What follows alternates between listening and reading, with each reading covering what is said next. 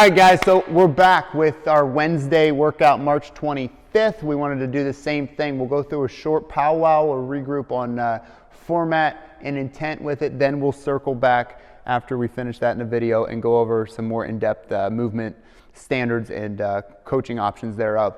So for the workout, we have 3 pieces again and another challenge. The challenge for today is a handstand challenge, which we'll finish the video with and put out something separate on standards. To start the day, we're going to go through an every 2-minute for 5-round piece, which equals 10 minutes, and then repeat that with a different motion. Okay, so format remains the same though. So I'm interested in 12, 10, 8, 6, 4 reps of a single arm dumbbell snatch with 5, 4, 3, 2, 1 broad jumps in between sets. And the idea is I'll snatch 12 on my left, 12 on my right, then jump 5. Repeat. 10, 10 snatch, jump 4, okay? Take a rest, regroup, maybe you change weight for the next movement and or increase as you go all the way through this into the same format every 2 minutes for 5 rounds, 12, 10, 8, 6, 4 of a single arm hang dumbbell, clean and jerk, and a high jump, okay? For the high jump, literally we're gonna jump straight up in the air, working on explosiveness, or a high box jump works too. Be careful if you start jumping on countertops or sawhorses, anything like that. When you finish the strength work, we're gonna go into a fight gone bad style workout. We're gonna move 4 rounds through it. The format though is 1 minute open clock for max reps on each movement, okay? So just go as hard as you can, as many reps as you can inside of that minute. Give yourself some transition time. Maybe you don't work the full minute, right? Stop 5 seconds short on something that's more challenging for you and make your way to the next position or object before you start going. Minute 1, jump rope. I want you doing a light jumping conditioning piece. So jump rope works very well.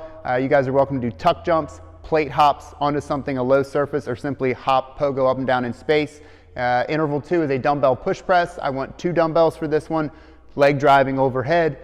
Interval 3 is a more direct conditioning piece. So row, bike, run for this. A high knee run in place or a burpee works as well for max reps. Idea with the running sprint, 1 minute, just do it. Go out of your driveway, run back. Okay, that works as well. Interval 4 is a dumbbell sumo deadlift high pull. Videos again are all up on the whiteboard for that, and we'll circle back and give you some options based on the props you have. And don't forget your rest minute again. Interval 5 is rest. Write down your scores, your reps, and then circle back for 4 total rounds. Core to finish the day. 2 rounds of work. 2 Turkish get-ups, 1 on the left, 1 on the right, 1 minute of a side plank hold, and then repeat. 2 Turkish get-ups, 1 minute side plank on the other side. The idea with the handstand challenge is I want, again, kind of the most creative handstand you guys can come up with in challenging position. So it could be against a wall. You guys could kick up out here in space. You could use a tree. You could handstand against anything, a friend, your husband, your wife. Maybe you do a single arm. Maybe you balance something on the top of your feet. Maybe you have the clapping hands. Don't try the clapping handstand push-up at home, but do something different. Get a picture, get a short video clip of it, and post it up. All right, so movement demos, kind of briefing all the way down here. We have a single arm dumbbell hang snatch. I'm going to encourage you to train your weaker arm first. Mark is going to start between the hips. He's going to pop right into a muscle snatch style hang snatch. Give me one more muscle, Marcus. Okay, that works. If you have the loading and you need a little hang power snatch, he'll add in the redip. Okay, and that's where I want you to budget as you go through the reps, and based on the tools and props you guys have, maybe you muscle snatch because you don't have enough weight. Okay, the muscle snatch is going to be harder than a power snatch. A barbell snatch works as well. Can you give me a short hang power snatch with this? This one wasn't rehearsed, so this is from the hips. Yep, hang power. Okay, if you guys have a barbell, that works.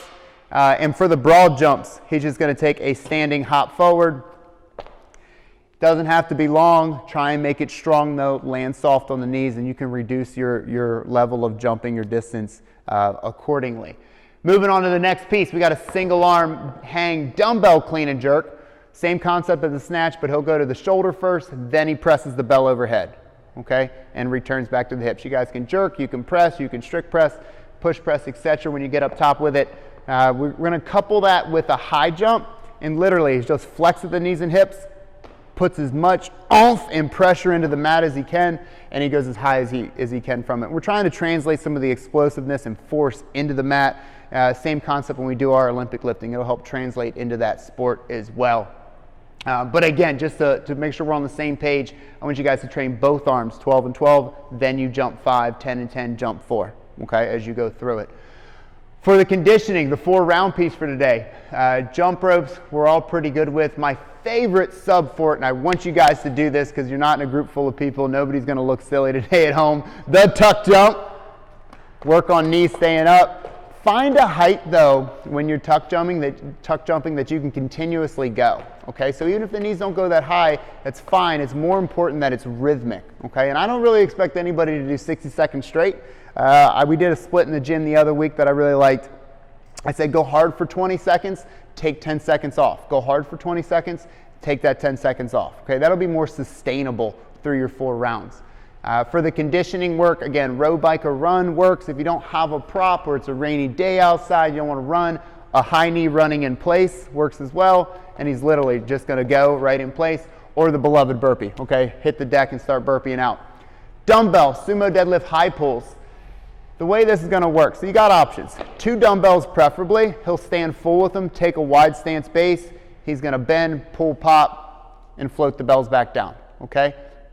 This is a bigger motion that's going to cause you to hinge aggressively. Not unsafely, but just an aggressive back hinge. So if they feel unsafe, or you guys maybe only have some heavy dumbbells, go down to 1 prop immediately, okay? Hands are on both heads of the bell, and he simulates the same motion with 1 bell. Okay, this translates to a barbell exactly the same way. Okay, the push press and the high pull stuff on a barbell.